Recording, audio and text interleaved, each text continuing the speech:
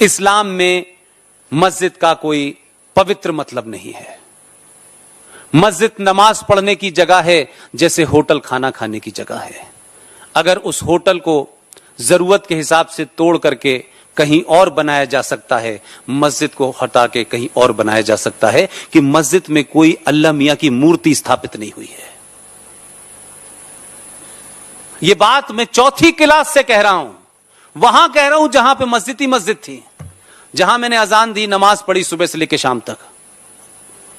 लेकिन इस देश को 2017 में पता चला, क्योंकि सुप्रीम कोर्ट ने जब सुनवाई की तब पता चला कि मस्जिद की कोई धार्मिक महत्ता कुरान और इस्लाम और हदीस में नहीं है। ये एक नमाज पढ़ने की जगह है, क्योंकि मुसलमानों में मूर्ति स्थापना की कोई जगह नहीं होती और अल्लाह मियां सब जगह मौजूद हैं।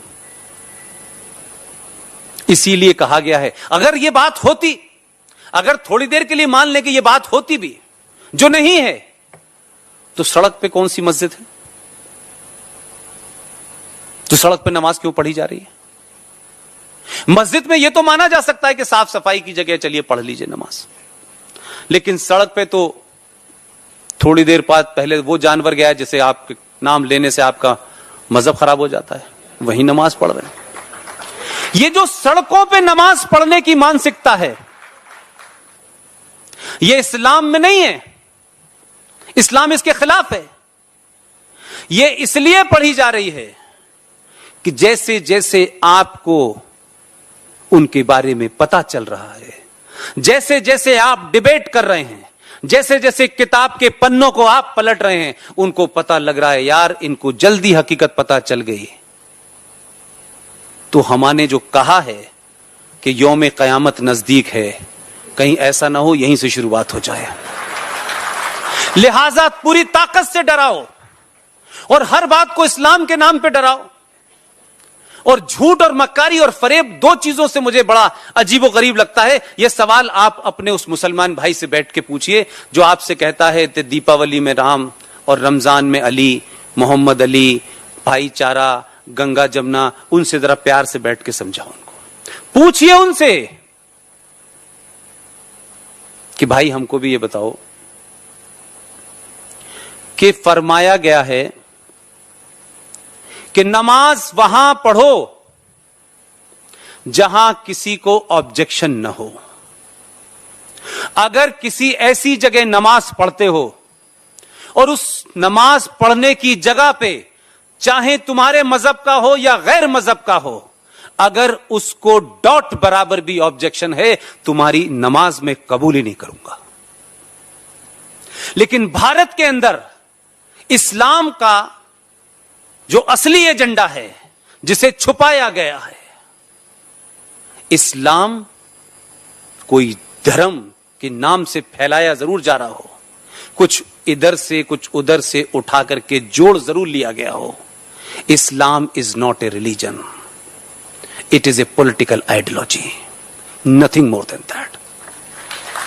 लेकिन हम पॉलिटिकल आइडियोलॉजी में जीत नहीं सकते, इसलिए उसको धर्म के नाम से डराओ और इतना ज्यादा उसको कॉम्प्लिकेट करके रखो कि सच किसी को पता ना चले। मस्जिदों से डराया गया। सऊदी अरब जहां मक्का है, जहां मोहम्मद साहब थे, उस जगह जहां मोहम्मद साहब ने नमाज पढ़ी वो तो कब की तोड़ के समतल हो गई। पूछा नहीं किसी ने, किसी ने ऑब्जेक्शन नहीं किया कि मोहम्मद साहब जहां पढ़ रहे थे, जब वही जगह नहीं बची तो फिर बाबरी मस्जिद पे किस लिए जान दे रहे हो? बाबरी मस्जिद धार्मिक इशू नहीं है। बाबरी मस्जिद, मथुरा और काशी, ये तीन चीजें सिर्फ इस बात के लिए लड़ी जा रही हैं कि जो काम 700 साल में लुटेरों ने, बलात्कारियों ने, प्लंडर्स ने इस देश में आपके राज करने के लिए आप सदियों तक जलील रहे, आपके मंदिरों को तोड़ा और ऊपर की गुम्मद बना दी, बाकी ऐसा ही है। सिर्फ इसलिए वो मौजूद रहें ताकि आप जीवन भर कुंठा में रहें। लिहाजा आपको इस्लाम के नाम से डराइए कि बाबरी मस्जिद शहीद हो गई। इंसान शहीद होते थे, पत्थर कब से हुए पता नहीं। और ये वो लोग कह रहे हैं जिनका पत्थर में यकीन नहीं है, लेकिन ये नहीं बताते कि वो जो चौकोर काले रंग का कमरा है उसमें क्या रखा है। जरा एक बार उसके बारे में भी तो बता दो। दिल खोल के बताओ कि उसमें मोहम्मद साहब का कुरान शरीफ रखा हुआ है। और वो क्या पत्थर है जिसे कुछ लोग उठा के ले गए थे, तो 11 साल तक हज नहीं हुआ था, और कुछ लोगों को लगा ये पत्थर हम अपने यहां जाके लगा लेंगे, लिहाजा तो हमारे यहां हज होने लगेगा। जब वहां लेके गए तो हज करने कोई आने वाला नहीं था, वही इसको वापस ले आए वो लोग, फिर हज शुरू होना। हज कमाई का धंधा है, धार्मिक एजेंडा नहीं है। और आप सच बोलिए ना। बार बार लोग कहते हैं कि देखिए साहब, इस्लाम के आने से पहले तो जहालत थी, कुछ था ही नहीं। गुप्ता डायनेस्टी का टाइम क्या है? वो तो इस्लाम से पहले का है। रिचेस्ट, मैं गलत कह रहा हूं? गुप्ता डायनेस्टी मोहम्मद साहब से पहले थी या बाद में थी? और कैसी थी? यह बात अलग है कि जहां वो रहे होंगे उस कबीलाई जिंदगी में जहालत होगी, उसमें लोग ऐसी सोचते होंगे जो हो रहा है, उसके अंदर जायज होगा। 54 साल का आदमी 6 साल की लड़की से शादी करे, हो सकता है, उसमें जायज होगा। लेकिन यह मत कहिए कि दुनिया को हमने रोशनी दी और जिस धरती पे हम रह रहे हैं यह चपटी है। जमीन चपटी नहीं है, तुम्हारी खोपड़ी चपटी है।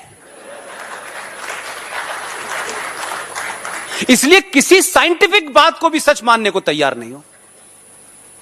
अरे जो साइंस प्रूव कर चुकी है उसको तो मानो। और हमारा संकट क्या है कि हम अभी तक अपने लोगों को यह नहीं बता पाए कि हम सुबह उठते हैं बिस्तर से और धरती को क्यों नमस्कार करते हैं छू करके, हम सूरज की तरफ हाथ जोड़ते क्यों हैं, हम तुलसी को पानी क्यों देते हैं, हम पीपल को क्यों पूछते हैं, यह हम भी नहीं बता पाए। यह हमारी गलती है। लिहाजा अगर आपके जीवन में जो भी एक्शन है वो कोई आज नहीं बताया गांधी